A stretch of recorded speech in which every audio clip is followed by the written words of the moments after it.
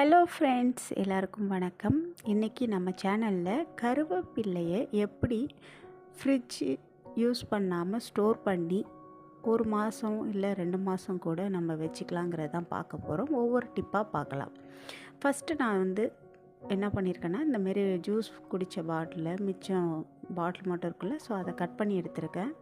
நீங்கள் அடுப்பில் கத்தியை காமிச்சிங்கன்னா அந்த சூட்டில் கட் பண்ணி எடுத்துடலாம் ஈஸியாக. ஸோ இதேமாரி கட் பண்ணிவிட்டு 2ஆக கட் பண்ணிடாதீங்க, கொஞ்சம் அதில் அட்டாச்சாக இருக்கணும். அப்போ தான் நம்ம க்ளோஸ் பண்ணுறதுக்கு யூஸாக இருக்கும், மூடி வச்சுக்கிறதுக்கு.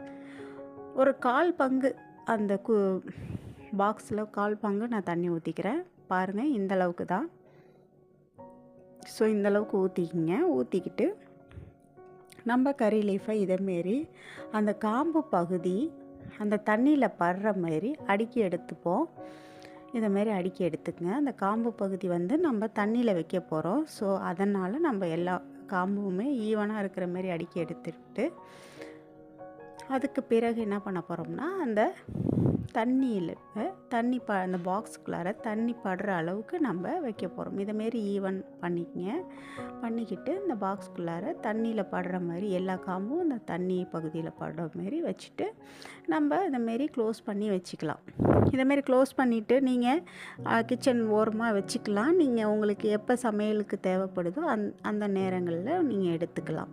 இதேமாரி உங்களுக்கு மூடியாகவும் கிடைச்சிரும். அதனால தான் நம்ம அதை செப்பரேட் பண்ணாமல் பாட்டிலில் அட்டாச்சாகவே மேலே உள்ளதையும் வச்சுருக்கோம். தண்ணி இந்தளவுக்கு இருக்கணும். ப்ளஸ் இந்தமாரி நம்ம சூப்பராக மூடி வச்சுக்கலாம். நம்மளுக்கு ஒரு கண்டெய்னர் மாரியே இருக்கும். ஸோ தேவைப்படுறப்ப இதேமாரி ஓப்பன் பண்ணிவிட்டு நம்மளுக்கு ஒரு லீஃப் தேவைன்னா இதேமாரி எடுத்துக்கலாம். ரொம்பவும் ஈஸியாக இருக்கும் யூஸ் பண்ணுறதுக்கு. இதேமாரி எடுத்து நீங்கள் தேவைக்கு ஏற்ப செய்துட்டு திரும்பவும் அதேமாரி மூடி நீங்கள் கிச்சன் ஓரமாக வச்சுக்கலாம். ஸோ இந்த டிப் உங்களுக்கு ரொம்பவும் பயனுள்ளதாக இருக்கும்னு நினைக்கிறேன். ஸோ கண்டிப்பாக இந்த டிப்பை ட்ரை பண்ணுங்கள். ஃப்ரிட்ஜில் யூஸ் பண்ண பிடிக்கல, இல்லை ஃப்ரிட்ஜில் வைக்க இடம் இல்லை ஃப்ரிட்ஜில் வச்சா நல்லதில்லை அப்படின்னு நினைக்கிற எல்லோரும் இந்த டிப்பை பயன்படுத்துங்க. டிப் நம்பர் 2, இந்தமாரி கவர் எடுத்துங்க. பாலித்தீன் கவர் எடுத்துகிட்டு பிளாஸ்டிக் பேக். ஸோ அதை நம்ம இதேமாரி கறி லீஃப் எடுத்துகிட்டு நீங்கள் அது உள்ளார போட்டு வச்சிடலாம். போட்டுட்டு ஃபோல்ட் பண்ணி வச்சுருங்க.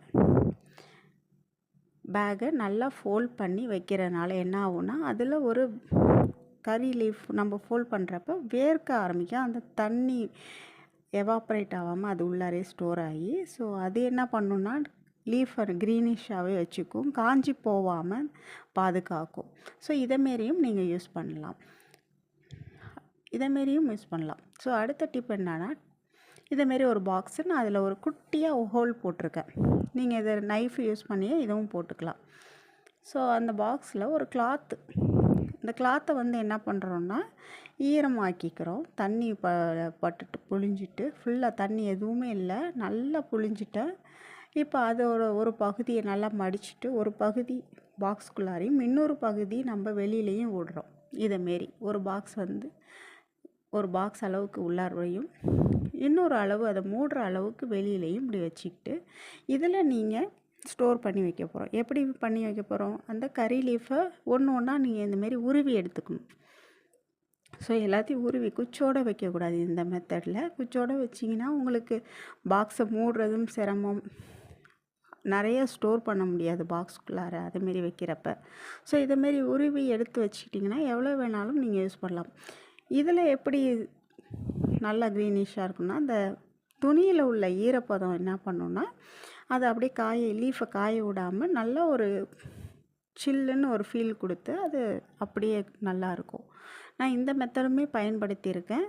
இதுவும் ரொம்ப யூஸ்ஃபுல்லாக இருந்திருக்கு. ஸோ இதேமாரி எல்லாத்தையும் உருவி போட்ட பிறகு மூடி வச்சுக்கோங்க. மேல் பக்கமும் காஞ்சிராமல் இருக்கிறதுக்காக தான் நம்ம இந்த கிளாத்தாலே மூடுறோம். மூடியை ஸ்டோர் பண்ணி வச்சுக்கிறதுனால ரொம்பவும் நாளைக்கு இதுமாரி நம்ம பண்ணிக்கலாம். இதேமாரி ஓப்பன் பண்ணிவிட்டு தேவைக்கேற்ப நம்ம எடுத்து யூஸ் பண்ணிக்கிட்டு திரும்பவும் அதேமாரியே மேலேயும் கிளாத் இருக்கிற மாரியே மூடிக்கிங்க. ஸோ இந்த டிப் பார்த்திங்கனாலும் உங்களுக்கு பயனுள்ளதாக இருக்கும். இதில் நான் சொல்ல போகிற ஏதோ ஒரு டிப்பு உங்களுக்கு கண்டிப்பாக பிடிக்கும்னு நம்புகிறேன். ஸோ நெக்ஸ்ட் டிப், இந்தமாரி ஸ்ட்ரெயினர் வடிகட்டுறது இருக்குல்ல, உங்கள்கிட்ட பயன்படுத்தாத ஏதாவது இருந்துச்சுன்னா அதில் ஒன்று ஒன்றா அடுக்கிக்கிங்க. எல்லாமே நம்ம தனித்தனியாக உடச்சி வச்சுருக்கோம். குச்சின்னா அந்த ஸ்டெம்மோடு இல்லாமல் ஸ்டெம்முலேருந்து எடுத்துட்டோம். பட் இது செப்பரேட்டாக ஆக்கி இதேமாரி அடுக்கி வச்சுங்க. அடுக்கி வச்சுட்டு எவ்வளோதுக்கு உங்கள்கிட்ட இருக்கோ எல்லாத்தையும் இந்தமாரி அடுக்கி வச்சுங்க. ஒன்று மேலே ஒன்று இந்தமாரி அடுக்கி வச்சுக்கிட்டு, இதுக்கப்புறம் நம்ம ஒரு பிளேட் எடுக்க போகிறோம். பிளேட்டு தான் இல்லை, உங்கள்கிட்ட இந்தமாரி இப்போ நான் காட்ட போகிற பிளேட்டு மாதிரி இருக்கணும். இந்தமாரி கொஞ்சம் இடம் இருக்கிற மாரி இருக்கணும். சாரி, கொஞ்சம் இடம் இருக்கணும்னு எதுக்கு சொன்னேன்னா, இந்தமாரி தண்ணி நம்ம ஊற்ற போகிறோம். ஸோ அந்த தண்ணியை ஊற்றுறப்ப அதில் தண்ணி வச்சா இந்த ஸ்டெய்னரை தூக்கி அதில் நம்ம வைக்க போகிறோம். ஸோ இந்த தண்ணி வந்து அந்த ஸ்டெம் மூலியமாக, அந்த குச்சிகள் மூலியமாக அந்த வாட்டர் அந்த லீஃப்க்கு போகிறப்ப ரொம்ப நாளைக்கு காயாமல் இருக்குது. ஸோ இந்த டிப்புமே நான் ட்ரை பண்ணியிருக்கேன். இதில் ஏதாவது ஒரு டிப் உங்களுக்கு எந்த டிப் பிடிச்சிருக்கோ அதை நீங்கள் ஃபாலோ பண்ணலாம். ஸோ இதேமாரி நீங்கள் வச்சுக்கலாம். இதுவும் ரொம்பவும் ஈஸியானது. இன்னொரு டிப் நம்பர் 5. இது ஒன்றுமே இல்லை, நம்ம சிம்பிளாக அந்த காலத்துலலாம் இந்த மாதிரி தான் யூஸ் பண்ணியிருக்காங்க, ஓல்டன் ஸ்டைலில். ஸோ ஒரு பிளேட் எடுத்துப்போம், எல்லாத்தையும் உருவி அதில் போட்டுருங்க. உங்கள்கிட்ட இருக்கிற எல்லா கறி லீஃபையும் போட்டுட்டு நீங்கள் வெயிலில் வச்சிடக்கூடாது. வெயில் படுற இடத்துல இல்லாமல், இல்லை ஹீட்டு அடுப்புக்கு பக்கத்துலேயே வைக்காமல், ஒரு நிழலாக இருக்கிற இடமா, சூரிய ஒளி படாத நிழலான இடத்துல அப்படியே வச்சுருங்க. அது என்ன ஆகும்னா, அதில் காஞ்சி தான் போகும். காஞ்சினா அந்த மேலே உள்ள வாட்டர்லாம் போய் அப்படியே கிறிஸ்பி மாரி லீஃப் ஆகிடும்.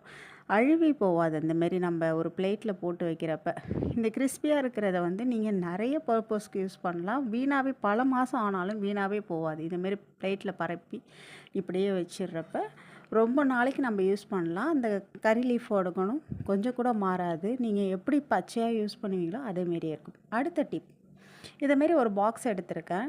நம்ம இதெல்லாம் ஸ்வீட் கடையில் கொடுக்குற பாக்ஸ் தான், த்ரோ பண்ணி போடாமல் நான் அப்படியே வச்சுருக்கேன். அதில் நான் ஏற்கனவே ஓட்டை போட்டு வச்சுருக்கேன்.